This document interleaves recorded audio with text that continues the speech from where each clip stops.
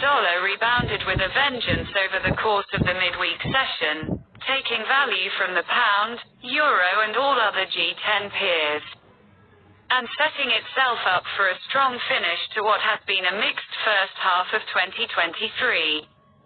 Currency analysts are attributing much of the dollar's most recent comeback to a clear message from Federal Reserve Chairman Jerome Powell that at least 2 more interest rate hikes can be expected before the current cycle is done. The dollar advanced 0.90% against pound sterling and 0.45% against the euro on the day the comments were made at a forum of central bankers in Sintra, Portugal.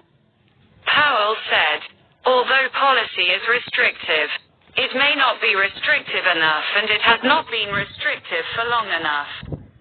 The Fed skipped a rate hike at its most recent meeting and markets were positioned for one further hike. But another additional hike now looks likely given the tone of the chair's language.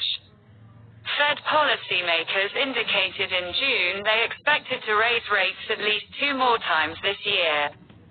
A commitment that was, however, not fully appreciated by investors that looked to call the Fed's bluff. But Powell's message is that the Fed is in fact not bluffing, as he left the door open to the central bank raising borrowing costs at 2 consecutive meetings.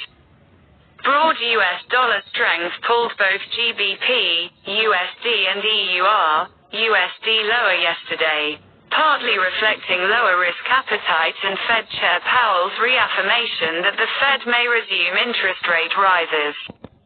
GBP, USD fell towards 1.26 and EUR, USD moved below 1.09.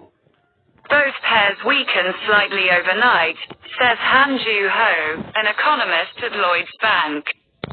Looking at the performance dashboard now reveals the dollar to be the top performing major currency of the past week amidst this re-rating in expectations for higher US interest rates. The dollar advanced against nearly all G10 currencies, says Derek Halpenny, head of research for global markets EMEA at MUFG Bank Limited.